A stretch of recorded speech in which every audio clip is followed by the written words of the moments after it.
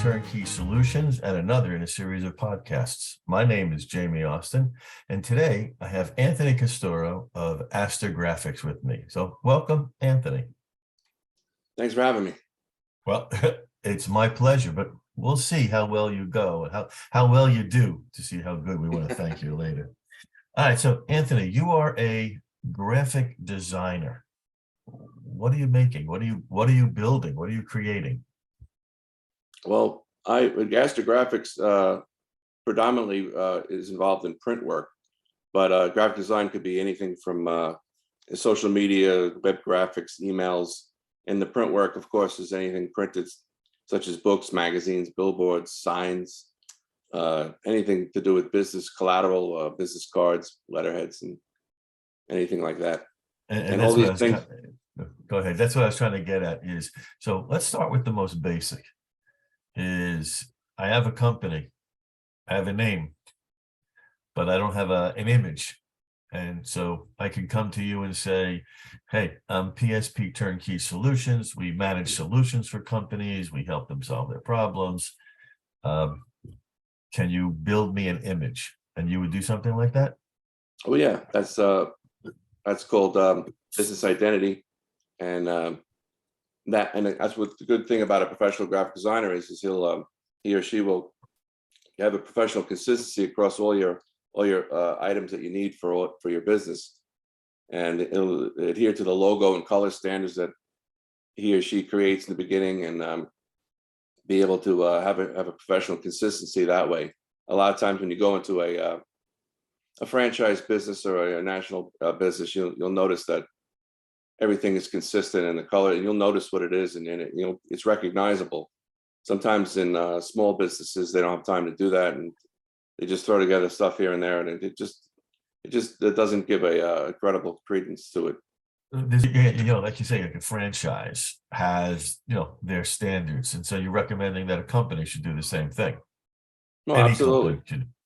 Yeah, absolutely. Any company could do it. It's once you've decided on your colors and your fonts and your logo and everything, and also the way the logo is used.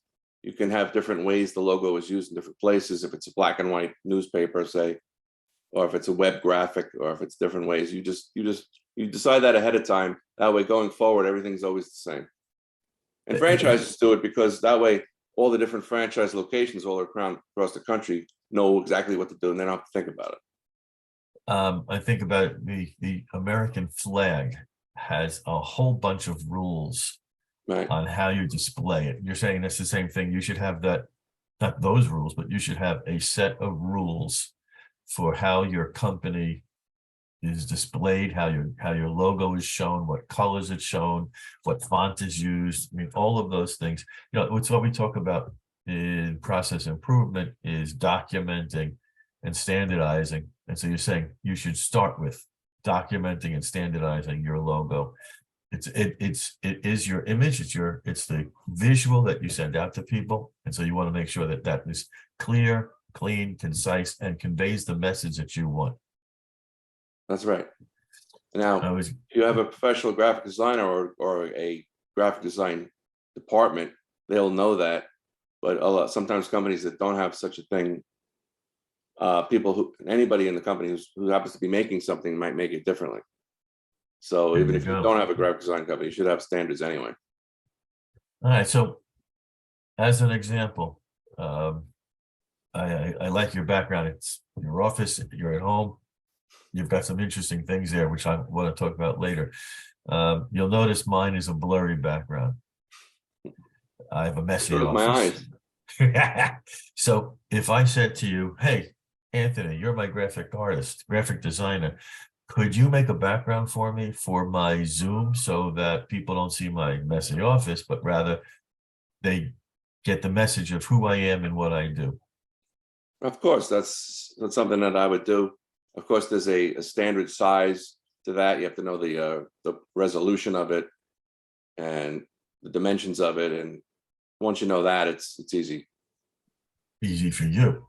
I'm always fighting with trying to get this size logo into this size box, or vice versa. I have the small logo into a big box and it never works.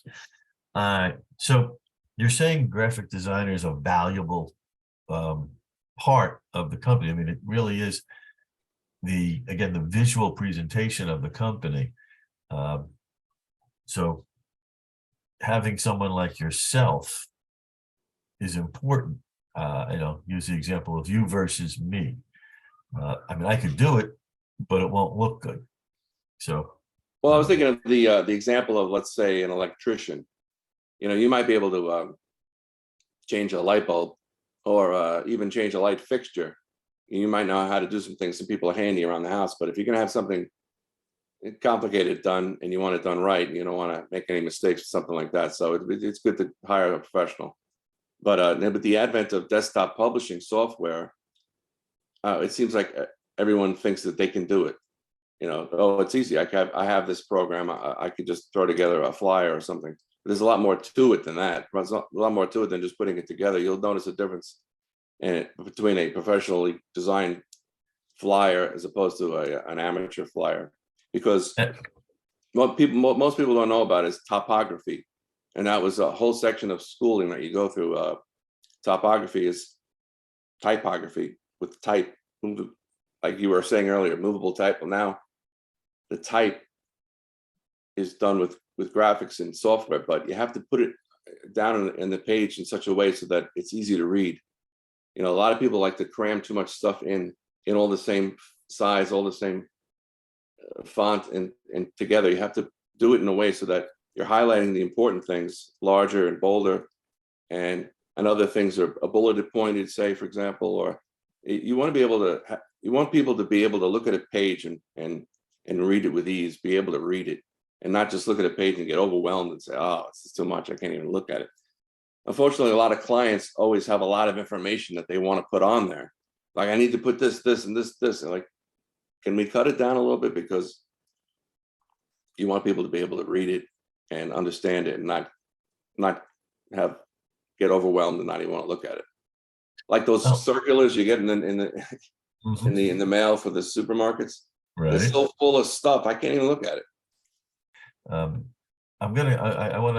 kind of mixing and matching. I want to compare you to, like you said, the electrician or the real estate agent who is an expert at their field, whereas I may be buying a house once every 25 years. They're buying, 25 houses a year for people, or selling houses. They know what works and what doesn't work. You're very much the same thing. And I'm always amazed at how you're able to take something and make it better by, using the right fonts and the right graphics and the right placement.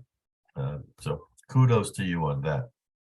So you have to take something that has a lot of information and a lot of text and make it look like it's readable, and there's some space there. You need some blank space, some negative space, just to give the eye a little bit of a breather as it's looking up and down a piece of paper. If it's just jam packed with stuff, it's hard to read. The artwork that you put out, whether it's your letterhead, your logo, your newsletter, e-blast, a flyer, it represents your company, and you want to put your best foot forward when you're doing that. So someone like yourself doing it versus myself doing it, it's a world of difference. So does every business need a graphic designer? Well, every business does not need a full-time graphic designer. However, every business can benefit from a professional graphic designer, as opposed to just letting somebody in the office do it who may or may not have any experience in that. And that's the beauty of what I do in Astor Graphics. I try and formulate plans for companies depending on their size and depending on how much time they need as a graphic designer. It's not often that a small business needs 40 hours a week from a graphic designer. What are they going to do? Most of the time, they probably don't even need 20 hours a week. You don't want them standing around talking to everyone, wasting time. So what I do is I'll make proposals for different companies saying what is exactly that you need done, what is it that you're doing, and how much time do you think you'll need. I'll estimate how much time they need, and so Astor Graphics could have a professional graphic designer on call for them, for only 20 hours a week, 15 hours a week, whatever they need. So, and of course, this also saves them in all the other benefits that go along with it. As a part-time person, I'm not going to be actually part of the company. I'd be an outsourced company, and I wouldn't be a part of their benefit plan or vacation time or health plans or anything like that. So that saves people. So as an outsourced service, but you're saying is you allocate a certain amount of time or be a project basis to them. The beauty of someone like yourself is that they get the level of service that they really need, that they should be using, the professional level of service, but they're not paying for it on a full-time basis. They're paying for it on an as-need basis. Right. And that saves not only in the health benefits and other things like that I was saying before, but COVID has actually shown us that working from home is possible. So I don't even have to be there at the office. I could be here in my office, and that also saves companies in office space, hardware, software, chairs. Interesting you say that. So the beauty of technology is that you are able to do all of the things that a graphic designer for a company needs to do without having to be in their space. Exactly right. Although I do like to have clients within a few hundred miles, so I could at least go there once in a while and meet with them and see their company and get an idea what it is, and that way I could go back and know what I'm doing. And I just, I'll put in a personal note again, as I mentioned that as PSP, I use Anthony, and with the Fight for Charity, we use Anthony. And one of the great things about him is I give him the thought, let's say, I explain what we're trying to do, the message we're trying to get across, and then he takes it and he just makes it a much prettier picture. And so I guess that's really the answer is you take my thought, you take the company thought, and I was gonna say put it on paper. I just shows my age. You put it in a picture, and picture's worth 1,000 words. So I told you when we first started, I was gonna put you on the spot. And you have to do this. You have to show me. Anthony is absolutely a fascinating individual. Not only is he a great graphic designer, but he is a collector. And so you can see in the background a couple of things. So swivel your camera around and show us some of these really interesting things that you have. I just like to remember the way things were, and by having these sort of antiquated things around, it just reminds me of the advancements that society has made, and how things used to be. And it's fun to show kids who don't know anything or have never seen something like this. You remember going to the milk shop and getting one of those milkshakes. Here's my grandmother actually used to use that to wring out clothes. Here we have that's an 8mm film projector, and that's an old-timey radio. That's what the people used to sit around to and listen to the president talking on, something like that. But if I swing the camera around here, you can see some other old stuff. That's an RCA Victor, 1938 RCA Victor TV. That's their first ever model. It also comes with a record player on top there. It plays 78 records. Wow. And that's a 1955 Schwinn. That was actually my uncle. See, this is where I got a lot of stuff. People from all around the family. This was like getting rid of stuff, and I took everything in. I was like, anybody getting rid of antiques, I'll take it. So I want to preserve all the family heirlooms and stuff. That's a mutoscope. If you flip, it's got a big giant flip book inside. That's what that constituted as a movie in the 1800s. You put a penny in there and you turn it and it flips it. It makes it look like a little movie.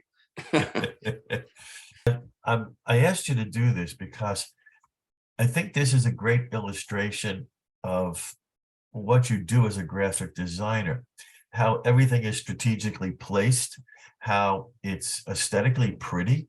It's a, you know, and it really is, it's a beautiful scene. I have to say, I was just absolutely amazed in looking at all these great things as compared to the mess I have in my office. Yeah. If you look at the top, I put a shelf with lighting up there. So, you want to separate the stuff so you don't want it to be look too cluttered. That's why when you go to a museum, the paintings are separated on white walls. There you go. So you can look at just that painting and get what it is. If all the paintings are cluttered, you wouldn't be able to appreciate each one. And so what you have to think about is, if you see the care that Anthony takes to decorating and laying out his office, imagine the care that he's going to take to lay out your artwork and make sure that your company is presented in the best light. A lot of times the graphic designer actually has to come up with a copy. Like, you'd think there would be a separate person to be writing that, but no, they have to understand what the product is, understand what they're trying to convey, and write it out. So let's talk about that. So the process to get to you, to give you the information to build something is what? Is I create the message, I write a rough draft of copy, and then I give it to you, and then you take it from there? Yeah, I mean, sometimes people give me nothing. Here's a blank piece of paper. I want this, and I need something to start with. It'd be nice. Some information, some the text, and so forth. Maybe the images, and then I could put it together in a way that it looks nice. But if I feel like there's a copy missing, or I want to edit the copy down, or create copy that is needed, then I do that. As your outsourced graphic designer, or as part of your outsourced marketing department, you take a proactive approach and offer suggestions and ideas to the company. Right, like he was saying, I'm even though I'm not on site, and even though I'm not an official part of an employee of the company, I'm part of the company because I'm an ongoing asset towards the company. So I know what they need, and I will make suggestions to for things that they need that they may not otherwise know. And if they didn't know, they weren't going to ask for it. They weren't So, asked. so how many ideas have you gotten scribbled on a napkin and sent to you? Yeah, yeah, yeah. Like what you were saying earlier, how I take an idea of some simple idea that somebody has, and I make something out of it. And that's I've heard that before from other clients, and I appreciate that. They do cocktail napkins. Well, like basically what you're saying, what's interesting is I'm able to give you my thoughts, and you can put it into you can articulate it in a design that conveys my message. Yes, that sounds about right. That's it. That's all you have to say. That's the beauty. Yeah, yeah. I take a long-winded, did you see that, people? I take forever to ask this question, and he answers, yes. When you, That's when you also say, when people give you something scribbled on a piece of paper, a lot of times also what they send me is low resolution graphics that they got from some site somewhere. It's I need your logo. Here's my logo, and if they send me this tiny little thing that's 72 DPI, and they want to make a billboard out of it. So, well, so that's a beautiful thing. what I have to do is recreate the actual original logo. This is my work I'm putting out there, and I want it to be quality. I mean, I could put together a flyer and have it printed out with the logo that they sent me, but it'll look blurry, and it'll look pixelated, and that's not a good reflection on me either. So I will go out of my way to take the time, even if I don't add the time, I will do it on my own time to recreate the logo so that when it's printed, it will look exactly perfectly right, because a vector graphic logo could be enlarged to any size, and it is always solid colors, and it looks good. I want to end with you and I in this picture right here. I think is emblematic of what we're saying. I'm the raw data, the blurry picture. You're the final product, clear, crisp, and concise. The pictures speak for not. Don't worry, I'm going to take care of that blurry background for you. Okay, so Anthony, I love what you do. I love what you said. What's the one piece of advice you want to leave people when it comes to graphic design? You should use a professional graphic designer, whether it's full-time or just on a part-time basis, or even a few hours a week, because you want to be able to put your company's best foot forward and best image forward. And a graphic designer will be able to use the color and logo standards and everything to make it readable and pleasant to look at, and that'll give your company a credibility that will make you money. Well, there you go. Make you money by putting your best foot forward and having a graphic designer, a professional graphic designer who is able to capture the essence of your message, put it on, like I say, paper, put it into a digital form so that you can put it out to the world, and that the world is impressed with what you do and wants to learn more about your company. All right. Well, thank you, Anthony. I appreciate you taking a few minutes to talk to us today. I love the tour of your office. And I look forward to working with you again in the future. Yeah, you'll have to come out and have a personal tour, because the antiques spilled out into the rest of the house too. I can only imagine what your wife is thinking. All right. Well, Thanks a lot. I appreciate it. My name is Jamie Austin. I'm with PSP Turnkey Solutions. We manage solutions, helping companies solve their problems.